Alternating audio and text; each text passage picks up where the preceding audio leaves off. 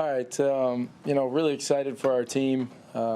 Something that just felt good again to, hear those guys in the locker room post game, celebrating a victory on the road when all our team has done all year long, regardless of the result, is just continue to trust in their preparation, continue to lean in even more on each other, and the type of game it was today.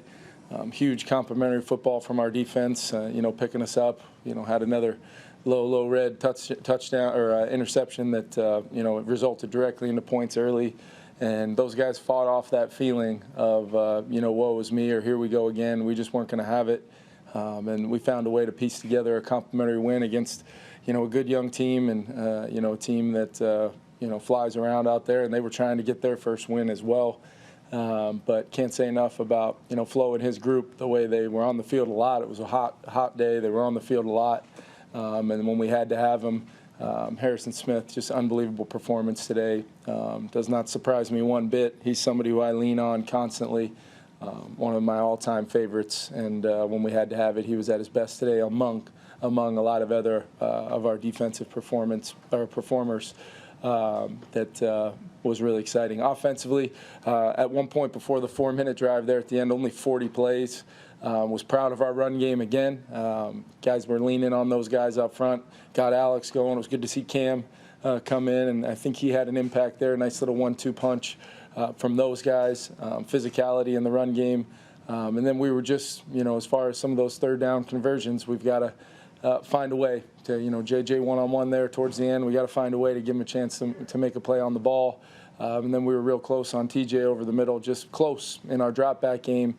And when you are running it well, you're going to have some of these third and manageables that we've got to find a way to keep, to sustain, drive, stay on the field, and then get right back into how we want to play. But a lot of things we can go back and correct, and we'll pour into this tape and make sure that we continue to improve as a team, and quite honestly, we need to have a great performance next week back at home in front of our fans. And our players are going to go back to work this week, regardless of this result, and go continue to just chase improvement and know that our best football is continuing to be out in front of us. How much is this kind of what you envisioned for Harrison Smith and this defense and this type of performance? I could remember, talking to Flo the first time I ever sat down with him last winter, whenever it was, and as we started talking about the possibilities and that safety group as a whole, it was an exciting conversation that all centered around number 22 and getting him around the line of scrimmage, getting him involved in the rush. Getting his hands on balls in coverage, making plays in space, tackling. He's been doing it for his whole career, and it's just good to see him back in positions to make huge plays to impact football games. What was it about Harrison that kind of led Brian to the top? That's the first thing that comes up, is he's kind of the term. Well, I just think when you first sit down, you start talking scheme, you start talking, philosophy, and all, like so many of the bullet points that he was mentioning reminded me of Harrison Smith. Toughness, attack mode, being able to handle a lot of versatility within your role. To be, to make it as hard as you possibly can on offense, and then how it pairs together with the other 10. That's maybe the most exciting thing, is just how much he's running the show out there, paired with Jordan, making sure that, whatever group we're in, whatever check call we have, if we're playing it, if we're checking out of it, those guys are all on the same page, and he makes it all go. He was saying that he didn't feel like in the first 3 games that he was a difference maker, per se, in his mind, I guess. Yeah. And today, obviously, he was. Do you think it just took a little bit of time to get himself where he needed to be, or is it just the way that this game worked? Or, I mean, obviously you're a better team when he is one. Yeah, I think, and I totally agree with you. We're the best possible version of the Minnesota Vikings defensively when Harrison Smith is an impact player, and we're going to continue to try to put him in positions to do so. But he is selfless. He'll do whatever we ask him to do, but I hope he's okay with that being a lot of positions to go make plays. And speaking of which, it was absolutely awesome to have Marcus Davenport back in the game. You could feel him in the run game on the edges, and then just part of that rush group, with Daniil DJ had a sack, and what a big fumble return to take it back the other way. We got our bounce finally to bounce right up in his lap, and he made the rest happen. And then just the way we can tie in the rush and coverage together, try to confuse people, whether they're trying to block it all up or they're trying to get everybody out. Just keep people off balance. I thought the way we were kind of able to stop the run on some early downs, so it's a good team running the football behind a good offensive line, and kind of force some of those passing situations, allowed us to really fall into some premium ops for Flo to turn those guys loose a little bit. Was Davenport's workload kind of what you envisioned, or as the game went on? No, yeah, it was kind of, we were going to work backwards really early on, third downs, and making sure he was in on some of those premium ops. And then once he was good, I think his workload started to ramp up a little bit. I thought Coach Pett did a great job really managing that and really working with Flo. And Flo did a great job on a hot day, kind of rolling some of those guys. We, played dang near everybody, to manage, kind of those conditions and keep on playing good defense. Kevin, that drive after DJ gets the scoop and score, how important was it for the offense to get 7, and what does it say about Justin that he was the guy who's kind of I thought it was a great example of situational football there, kind of a chance to kind of potentially have a free play there when they jumped, and our guys took advantage of it, and Kirk knew right where he was going with the ball. Once he confirmed the flag came out, just absolutely dotted that ball to Justin in a one-on-one, which was a huge play, but it really started again with a run, a couple good runs, and then we tried to catch them in a play pass. They play shell coverage like they did a lot of the day. Kirk checks it down. Cam Akers gets 9.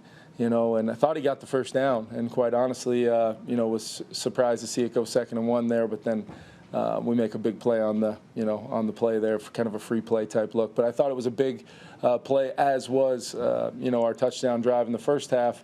We had turned it over. They turned it right into 7 points. And we knew we could move the football. I think we had, before that 4 minute. We're having still 6.5 yards of play called. We just need more ops, and we need to make just a few more opportunities happen on some of these third downs. Our run game gets going like that. Earned first downs gives you opportunities to play pass, keep or screen, or just keep hammering the run. So we just need more opportunities and to possess the football a little bit more. On that touchdown, the longer one at Justin, was that the free play just going to him because of the free play, or was that where the read was probably going to go? Yeah, it's kind of one of those things where we've got verticals on both sides. It's kind of a predetermined deal. So regardless of whether they were offsides or not, probably. If they're not offsides in that moment, that ball's not getting snapped, and we'll let it run all the way down. It's really just a scenario we're trying to take advantage of. Thought it was great cadence. Kirk used his voice even on the road in that moment.